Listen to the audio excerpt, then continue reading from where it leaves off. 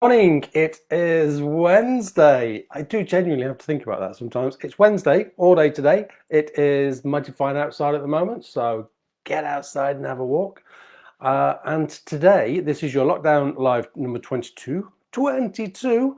Uh, in line with Children's Mental Health Week, I wanted to do something each day that was around children and young people. Today, I wanted to look at supporting children during a pandemic and anger.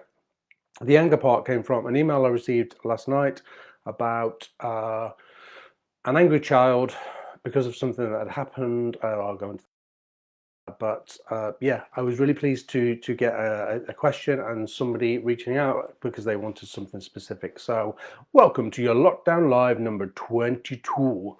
So how do we support children during a pandemic? How do we do that? There's some really simple guidelines. So the first thing we do is we always answer questions.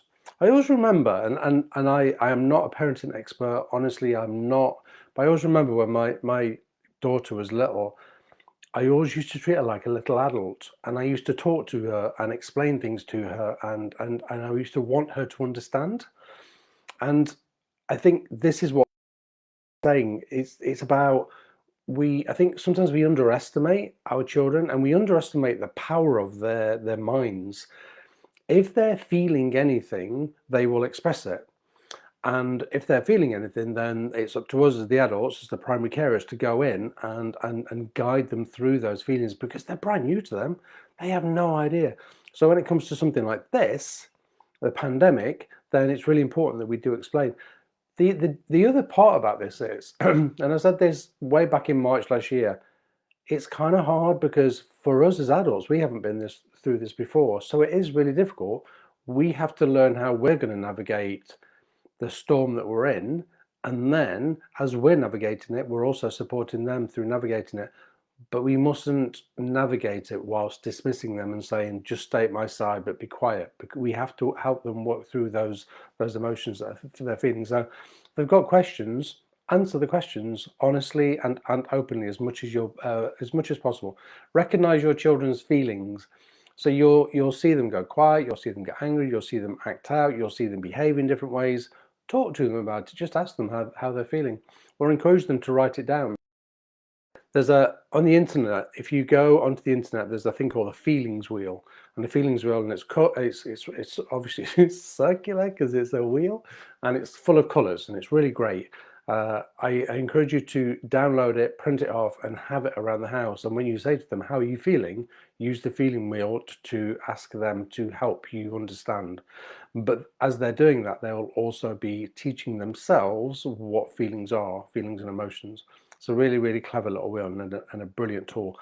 I was trying to work out this morning how I put it on my Facebook wall, but I can't do it. So I tried. So yeah, a feelings wheel, but encourage them to talk about their feelings because that part's really important.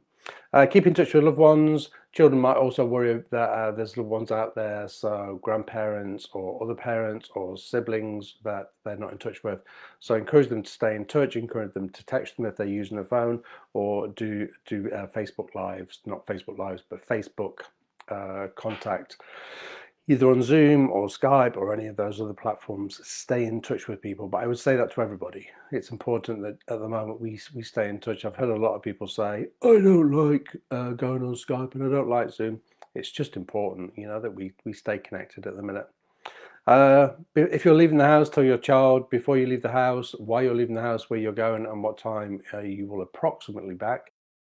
Help ease their minds a little bit. And that's not to say that you should be checking in with them, but just a little bit of reassurance would help. And the other thing is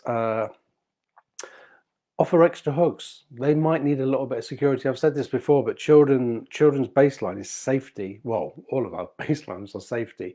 We all need safety and we all need to know that we're going to survive. So with children, just give them that little bit of extra reassurance. It's okay, I'm right here. The most important part of all of this is we have to model how we are feeling. We have to model our own feelings. They learn from that. So if we're calm and chilled and not watching too much news and not taking in too many stimulants, as I talk about often, then we can be calmer around them and they'll learn that. If they see us panicking, if they see us talking in the corner with a loved one about how distraught we are over that, and they're going to pick up on that. I've heard so many parents say, well, they were upstairs, they couldn't hear us talking. They can feel an energy. Honestly, they can feel an energy. And I don't want to place pressure on here, but they can feel it. So we have to teach them by our own feelings being on point.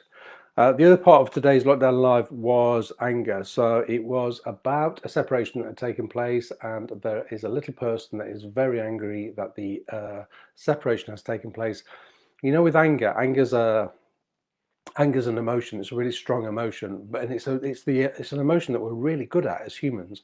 We go there so easily, and as children, we quite often hear, "I don't want to see that anger." If they're expressing anger, they're expressing something, but not they're expressing something, but not necessarily anger. Okay. Again, on the internet, there's a really good resource called the Anger Iceberg. Go to the Anger Iceberg, print it out. These different emotions. It's important to go, I see your anger, tell me what you're feeling. Go to the feelings wheel, draw it out on the feelings wheel, or go to the Anger Iceberg. Is any of these feelings here? And you might have to describe what some of the feelings are, because they might be so young that they don't quite understand them. But what we don't do with anger is we don't shut it down. We don't shut it down. We have to explain this. In this particular situation, it was about a separation. So it's important that we explain to the child that there was nothing more we could do, that the relationship wasn't working and it was unhealthy. We don't go into that sphere of berating the other person that we're separated from. We just explain it to them, but then explain, but everything's okay. And everything's okay because I'm still here and the other person's still there, and there's going to be two houses and everything's safe. Think safety, think of the word safe, and you will be kind of on point with children, because they just need to know, is everything okay?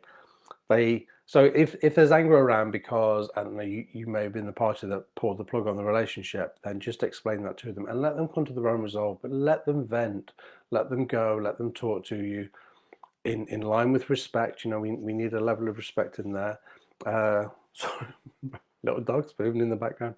But yeah, just explain it to them, because that part's really important. And let them be angry for a little while, but help draw out why, what is really under that anger. Are they unsafe? I've never yet met a person who is angry or controlling that doesn't have pops of or a core of insecurity. It nearly always comes from insecurity. Okay. Action for happiness. So, you know, I'm working on the Action for Happiness calendar.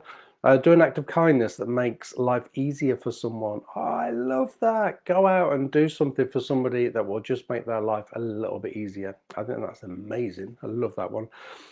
Tomorrow is going to be a pre-record. I'm sorry, I have an appointment at 8 o'clock, so and I can't get out of that. It's really important that I do it. So, but I am going to do a pre-record, and it's going to be on positive discipline. In line with Children's Mental Health Week, I'm going to look at positive discipline. How do we discipline children? Because we have to discipline them, because if not, they would just be unruly. How do we positively discipline children? So we're going to do that tomorrow, and this evening at 7 o'clock is Wellness Wednesday. And during Wellness Wednesday, we're going to look at self-compassion, because we all need a little bit of self-compassion, and as humans, we're not overly good at it. Okay, so I hope that helps. Keep the questions coming in. I really like being able to deliver stuff that you want me to deliver. So if you've got anything you want me to deliver, any subjects, any particular subjects, even away from Children's Mental Health Week into next week, then please let me know, and I will do my damnedest to help you with that. Welcome to all home radio, home radio listeners. I hope you're enjoying these lockdown lives. Have a wonderful day. Get outside and get some steps in, because I'm going to do the same. Okay, take care. Love and peace. Bye-bye.